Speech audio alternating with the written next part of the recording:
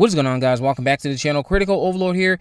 We're going to be talking about a few different horror topics in this video here today. We'll be talking about The Stranger Chapter 3, Scream, Scary Movie 6, and The Descent.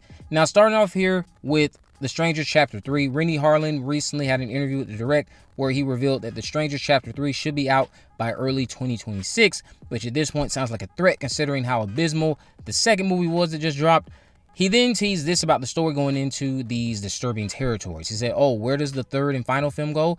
It goes into a very, very dark place. It's an incredible privilege for a director to be able to tell this kind of full story. Usually sequels are done a few years apart, and it's just like taking those same characters, but putting them in completely different situations.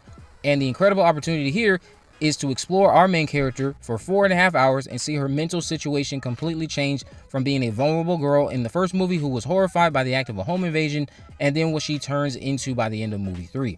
And I will try to make it as raw and realistic as possible instead of, like a movie type of character. So these movies will gradually get more physical and mentally more disturbing as we go into chapter 3. At this rate, given how abysmal 2 was, releasing the third one and telling us it's coming out could be considered a threat. This movie should be going to a streaming platform, and at this point, the only reason it's going to theaters has to be contractual because this movie does not deserve to go to theaters. I wouldn't be shocked if they end up telling us it's somehow going to be released on streaming, because if you look at the box office, while considering the amount it was produced for, which is relatively cheap, like $8 million or so, it did make up most of its budget. But the fact that you only had $6 million or a little under that come in tells me that the general public isn't really rocking with The Strangers. Not that they ever were in that big of a way, because what a lot of people do is they get in these bubbles and they think because they found all these large groups of people online or just in real life even who like these IPs, that means that it's this big popular thing that the wider general audience cares for. No one cares about The Strangers. And I hope that they do not end up making Maya one of the strangers by the end of it all. That will just be going into even more territory that we did not need for this franchise. Once this is all said and done, hopefully they can concoct something that completely forgets what Renny Harlin has done, because I have no faith that the third film is going to end this on any sort of high note. But forget that. Do something that can follow up to Strangers Prey at Night in that original film, and let's get back on track, if we can. Now, let's talk about Scream. So, Skeet Ulrich revealed the best part of his recent Scream returns were during the recent Comic-Con event, or the highlight, if you will. He said Melissa Barrera is one of the dearest people on the planet, so getting to work with her was extraordinary. Now, Melissa being a highlight for him isn't shocking because that's who his scenes were with, and their characters are related, so he had plenty of time to connect with someone off screen. He also revealed he wasn't always sure he'd return because he didn't know if he could pull off Loomis look so many years later. Now, this report came from MovieWeb, and I'll say this. Billy didn't look exactly like 96 Billy, but it worked for me enough. It was close enough. The article went on to speculate if Billy would return once again in the upcoming Scream 7, which we're going to get into that next. I'll tell you this. Scream 7 won't ignore the Loomis family, but as for which one of them appears, you'll have to wait for February to get a concrete answer. Wouldn't it be nice to see an update from Grandpa Loomis after all these years in a physical capacity? I'm just going to throw that out there. Wouldn't that be nice? Now, we got this new logo for Scream 7 that was revealed this morning by the official social media accounts, and I can say that this is much better.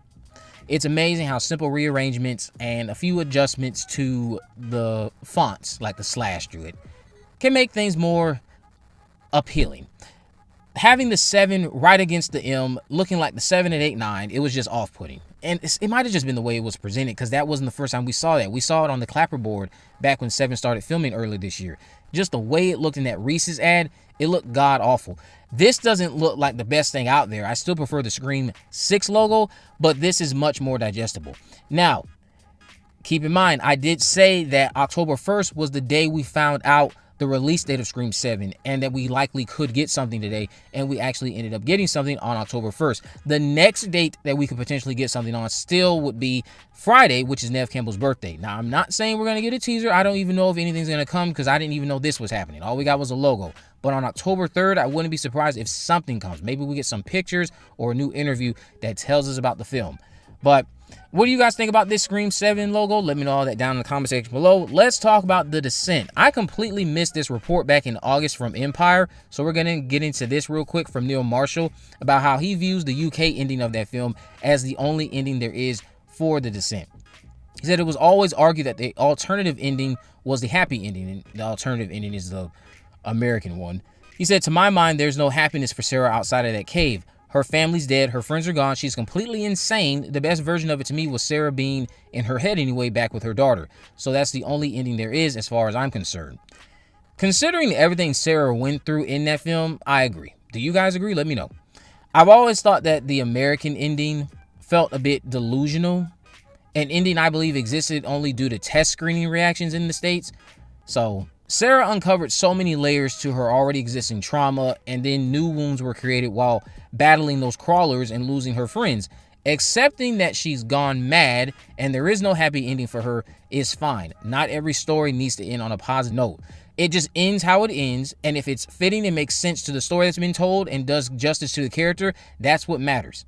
The bleak endings do resonate better sometimes because it's a reminder that life can be cruel and a happy ending isn't guaranteed. Insanity aside, though, I think many of us would agree with this. Sarah is still one of the greatest final girls out there. She's still a final girl because, of course, The Descent 2 happened and it uses the American ending. Let's talk about Scary Movie 6. So Scary Movie 6 is supposed to start filming today in Georgia, I'll just say, at Tyler Perry Studios, I guess. Now, this comes from Marlon Wayans' previous comments. Most recently, he reiterated this on The Breakfast Club in an interview he had in late September. No signs of set photos yet or any other casting announcements, but hopefully Hudson Avenue, which is the working title for Scary Movie 6, we're able to find Sarah and Tuesday. That's who I'm looking forward to hearing about at the moment. Geek Vibes Nation has backed up my report about details related to the upcoming film, more specifically Nurse Ratched, who I again believe will be a fan favorite. Some of her dialogue is just sure to be crowd-pleasing, and she's got a few DEI hire jokes in there, and just reading what I read on paper, it was pretty funny. And if they find the right person to get the role or to star in the role and deliver it well, it's going to make the audience laugh. It's just classic Wayne's humor. But let me know what you guys think about all this down in the comment section below. If you haven't already, of course, make sure you subscribe, turn on post notifications, and there's video in the description. I have links to all of my social media accounts. I'm on Facebook, Twitter, and Instagram. You can message me there, of course. Let me know if there are any movies, news, or reviews you'd like me to cover in the future. And with all that in mind, guys, I will see you in the next video.